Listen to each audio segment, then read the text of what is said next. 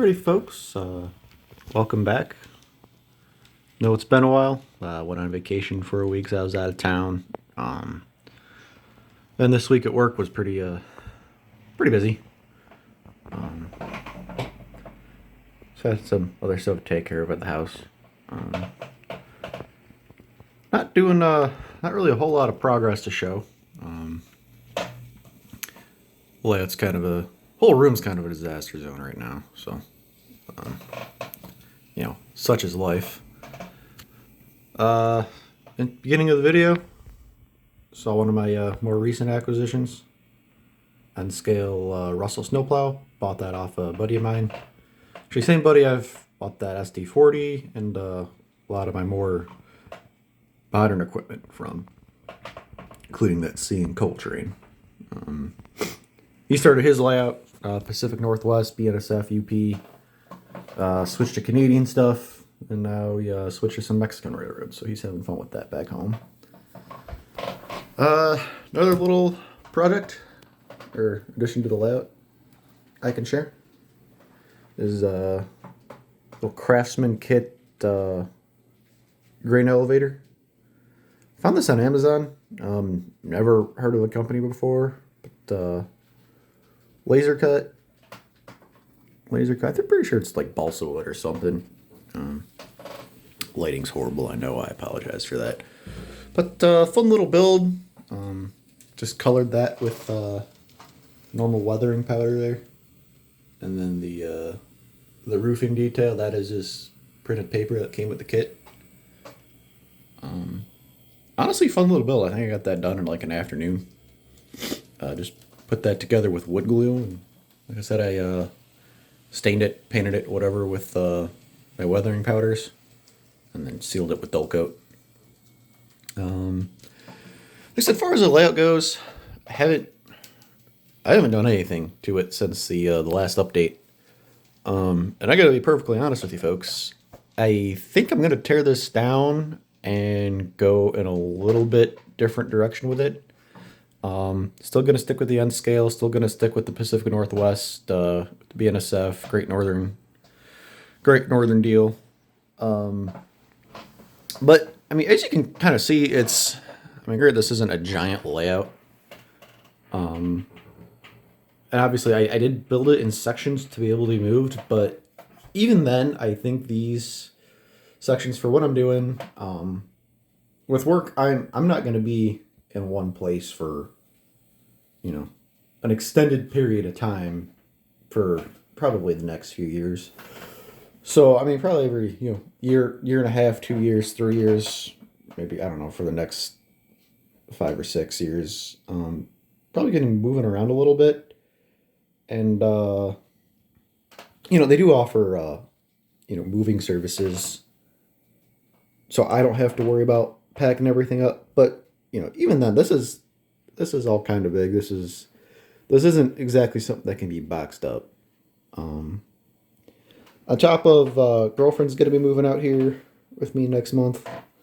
And we kind of like to have this bedroom as to be able to use it as a guest bedroom for when we have family or friends come visit. Not going to make people drive 5 hours away and make them sleep in a hotel. So, or at least, have them the option to stay here so they don't have to stay at a hotel. If they want to, that's more than fine. I totally get it. But, this is a small room. And as it stands with this layout in here right now, there is no room for even a twin bed. So like I said, I think I'm gonna. Well, at this point, it's not. I think I'm pretty much already committed to it. I'm gonna scrap this idea. Thankfully, I should be able to salvage my track. I'm really only gonna lose out on. On some ballasts and a couple sections of cork and some scenery stuff. But that's all. It's maybe 2 full strips of cork I'm gonna lose out on. This is how much ballast I have left, so it's not like, and honestly I might go a darker color even then, so I'm not really losing out on a whole lot. I think I'm just going to lose the, a couple pieces of road bed and, obviously the foam on the build up everything on, and which I mean, what, that's a $30 sheet of foam. I mean, $30 in this hobby, that's chump change anymore for some of this shit. So yeah, but anyway, I think what I'm gonna do is what I previously had tried before back home, is making like much smaller modules. This is this is a frame of, the previous N-scale layout I was trying to do before this. You can see I got some glue on there from some foam I ripped off. I think this is about 1.5 feet by 1 foot. I was kind of, it's something based somewhat between T-track and N-track size modules, but I think I'm going to go more to the T-track side. I'm not going to do 2 T-track because, I mean, obviously you can see I have some Kato Unitrack on here, but I much rather prefer the look of, more standard Snaptrack. I've never really played around trying to put normal ballast on Unitrack, but I mean, what I have is predominantly called traditional track. So just kind of just to keep costs down. I mean, when what I did ballast, I should be able to just let that soak in water, and the ballast will clean off of it pretty easily. I mean, it's just diluted white glue, so I think a little bit of moisture in there should take it off. So I'm gonna go more to the T-track size. I think maybe just 1 foot or 2 foot long modules. I mean, that was like my bridge sheen here, even with an S curve, that's about 2 feet long, and really the track is about 1 foot difference on either side of the from where the plow is to up there, depth wise. So I think I'd be okay doing what I want to do. And I'd like to do smaller modules, just because the original plan I had with those modules was to just be able to put the thing away when I wasn't working on it or wasn't running anything. And this is, this is a semi-permanent setup here. I just can't, stick this in a box. I mean, because these things, make them another 6 inches longer. I can still get them in, in a tote or something, just to store them and move them. But obviously, I'd still like to do videos with those. I know a lot of guys on YouTube. I know the DIY and digital guy. He's shifting from semi-permanent to actual T-track. I do like the kind of the more single track look. So it would be the modules I was making before, I was calling it J-track, for my name. So my little creation. So might be another rebirth of the J-track modules, just the amount of variance. And I don't know, I've been toying around with making some actual T-track modules to incorporate into that, or just to have. There are a few model railroad clubs around here. Just take it on the road, have a little more fun. Actually get some social interaction, because right now my only interaction with people, and honestly it's no one's fault but mine, is when I'm at work, and I really don't venture out as much. But when I'm getting home at the end of the day, I got a couple hours to eat, shower, and then just got to go to bed to get up in the morning. So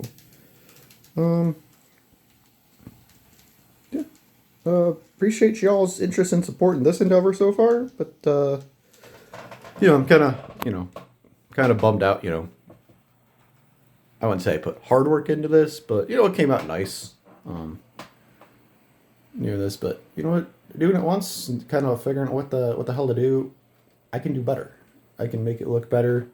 I think if I give myself like 1 or 2 foot long pieces to work on at a time, I can, okay, now I'm going, this is what, 4 feet, 3 feet I've been working on. So a little more condensed work areas. I should be able to put a lot more, a lot more focus and make it a lot more focus into it, make it look nicer. And I mean, like, even this scene over here, Obviously, I can fit that onto a 2 foot long module. I mean, a foot deep shouldn't be an issue.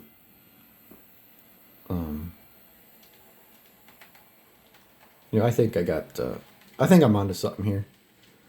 And going back to the previous module layout I made, I think that was my straight modules. My big straight modules were like 3 feet by a foot. So even then, those were kind of long and kind of already defeating the purpose of what I was going along with. So this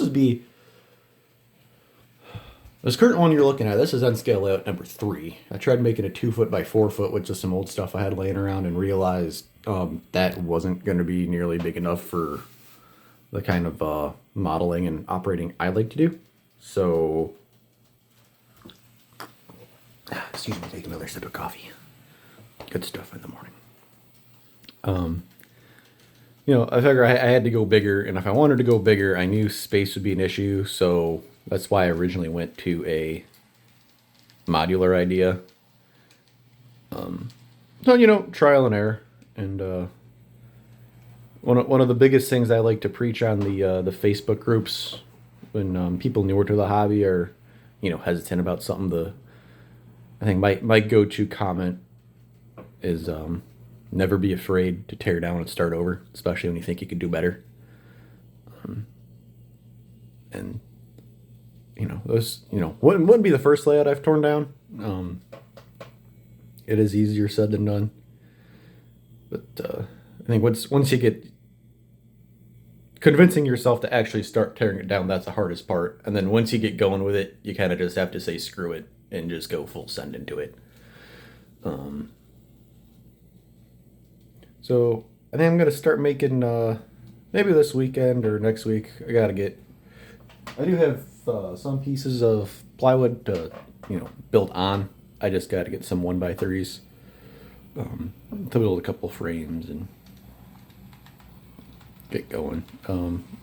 That original modular layout, I was just kind of trying to line up the normal sectional track to the end of the modules, and that became a pain in the rear. And then it wasn't until I was kind of designing this layout I discovered the unitrack adapters going from sectional to unitrack.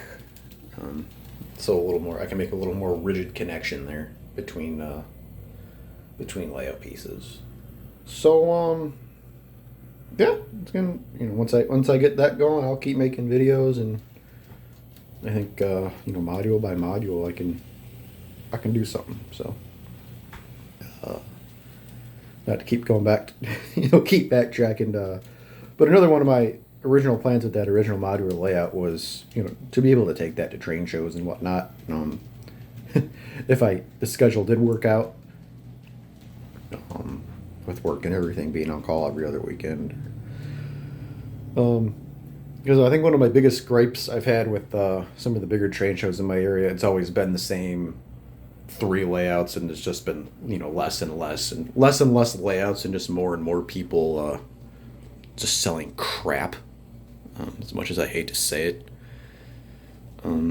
So I figure, well, instead of just complaining about what there isn't, instead of being just griping about the problem, and be part of the solution.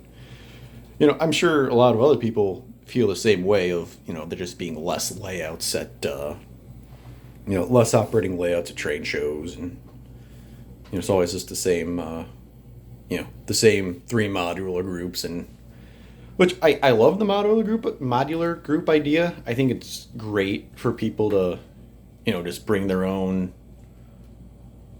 creation and just combine them with everybody else. But as far as a true layout standpoint, I think it's kind of stupid.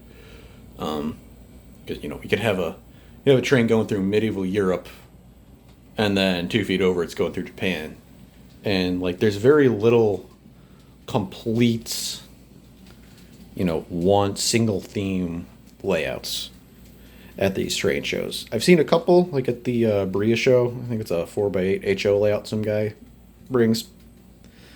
It's a Lupa HO track, but it's a singular theme. So just kind of going off that idea, and So we'll see. Just gotta keep myself busy out here, and when I'm not working, and just do what I can to avoid sitting on the couch on like playing on my phone, like I'm sure so many other people wind up doing with their lives. So appreciate y'all tuning in, listen to me ramble here. Again, appreciate everybody's support and interest in this one. But hopefully I can do better for you guys and do better for myself, and let's keep spreading the encouragement. All right, appreciate everybody. Catch you later. Take her easy.